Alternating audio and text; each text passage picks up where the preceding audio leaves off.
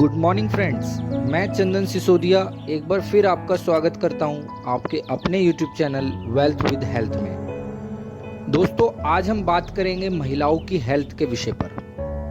बात करूं यदि घर की बैकबोन की, तो वो हम सबकी मम्मियां होती हैं, क्योंकि मम्मी पूरे घर का ख्याल रखती हैं, पर कहीं ना कहीं अपनी हेल्थ से कॉम्प्रोमाइज़ कर लेती हैं और अपनी सेहत पर ध्यान नहीं देती। तो दोस्तों, ये हमारा भी फर्ज बनता है कि हम उनका ख्याल रखें, क्योंकि आज भारत में एक सर्वे के अनुसार हर 10 में से 3 महिलाएं खून की कमी का शिकार होती हैं। यह एक ऐसी परिस्थिति है कि जब खून में लाल रक्त कोशिकाएं यानी कि रेड ब्लड सेल्स की कमी हो जाती है। इस बीमारी का मुख्य कारण है शरीर में आयरन की कमी का होना। अगर बात करें एनीमिया से पीड़ित महिलाओं की, तो NFHS यानी नेशनल फैमिली हेल्थ सर्वे के द्वारा भारत में 58.6% बच्चों में एनीमिया की प्रॉब्लम है। 53.2% नॉन प्रेग्नेंट वुमेन्स एनीमिया से पीड़ित हैं। साथ ही प्रेग्नेंट वुमेन में यह संख्या 50.4% है। भारत में विकलांगता का एक बड़ा कारण एनीमिया भी है। 2016 में भारत में 50% के लगभग मृत्यु आयरन की कमी या एनीमिया की वजह से यानी खून की कमी के कारण हुई थी। जैसा कि मैंने बताया कि इस बीमारी का मुख्य कारण शरीर में आयरन की कमी का होना है। चलिए जानते हैं कि आयरन और हीमोग्लोबिन का हेल्दी लेवल कितना होना चाहिए। तो चलिए बात करते हैं पहले आयरन का हेल्दी लेवल कितना होना चाहिए। RDA के अनुसार एक महिला को डेली 21 mg आयरन की ज़रूरत होती है। वहीं एक प्रेग्नेंट महिला को डेली 35 mg लेना होता है और एक दूध पिलाने वाली महिला यानी लैक्टेटिंग मदर को 25 mg डेली आयरन लेना चाहिए। अब बात करते हैं हेल्दी हीमोग्लोबिन लेवल की। तो नॉन प्रेग्नेंट वुमेन में हीमोग्लोबिन 12 ग्राम पर DL से ज़्यादा होना चाहिए और एक प्रेग्नेंट वुमेन में यह लेवल 11 ग्राम पर DL से ज़्यादा होना चाहिए। महिलाओं में आयरन की कमी क्यों होती है और महिलाएं क्यों एनीमिया की शिकार हो जाती हैं? चलिए जानते हैं इसके कुछ मुख्य कारण। मेंस्ट्रुएशन यानी कि पीरियड के दौरान खून की कमी होने से महिलाओं में आयरन की कमी हो जाती है। प्रेगनेंसी के दौरान भी महिलाओं में आयरन की कमी हो जाती है।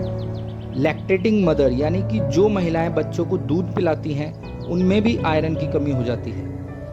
अगर मैं बात करूं तो इन सभी सिचुएशंस में नॉर्मल डेज के मुकाबले महिलाओं को आयरन की ज़रूरत ज़्यादा होती है, जिसकी पूर्ति ना होने पर शरीर में आयरन की कमी हो जाती है। महिलाओं में आयरन की कमी खराब और असंतुलित खान-पान की वजह से भी होती है, क्योंकि आयरन की मात्रा उतनी नहीं मिल पाती जितनी उनके शरीर को चाहिए होती है। आयरन की कमी का एक बड़ा कारण किसी ऑपरेशन या सर्जरी के दौरान आपके शरीर से खून का ज़्यादा बह जाना भी होता है।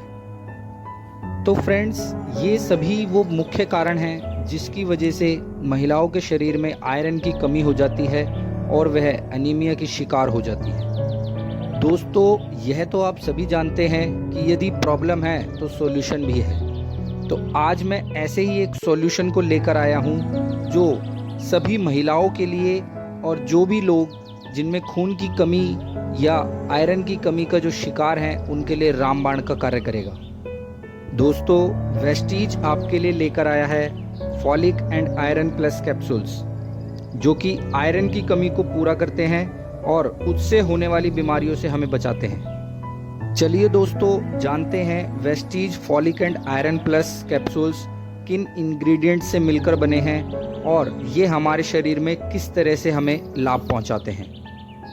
Folic and iron plus capsules 5 ingredient से मिलकर बने हैं, जिसमें पहला है फेरस फ्यूमरेट यानी कि आयरन, जो कि है 250 mg, जो कि शरीर में लोहे का सबसे बड़ा शोषक रूप है। दूसरा है फॉलिक एसिड, जो है 1 mg। थर्ड है विटामिन C, जो कि है 75 mg। फोर्थ है विटामिन B12, जो कि है 15 माइक्रोग्राम। फिफ्थ है जिंक सल्फेट, जो कि है 100 mg। आइए दोस्तों, जानते हैं ये हमारे शरीर में किस तरह से कार्य करते हैं। बात करते हैं फेरस फ्यूमरेट यानी आयरन की। आयरन एक महत्वपूर्ण खनिज है जिससे शरीर में लाल रक्त कोशिकाओं का उत्पादन होता है, जिससे शरीर में हीमोग्लोबिन का स्तर सही रहता है। सेकंड है folic acid. Red blood cells को बनाने के लिए फॉलिक एसिड की बहुत ज़्यादा आवश्यकता होती है।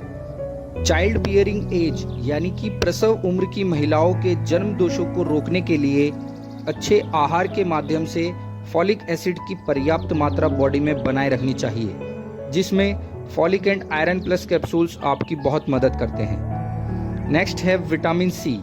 इसमें मौजूद विटामिन सी पेट से लोहे के ऑब्जॉर्प्शन में सुधार करता है।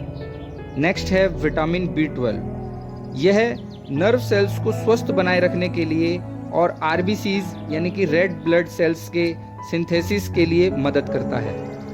लास्ट है जिंक सल्फेट।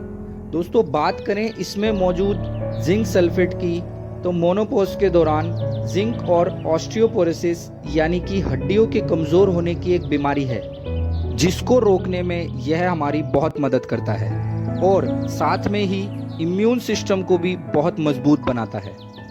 तो दोस्तों Vestige folic and iron plus capsules के इन सभी लाभों को यदि आप महिला हैं तो लेना चाहिए।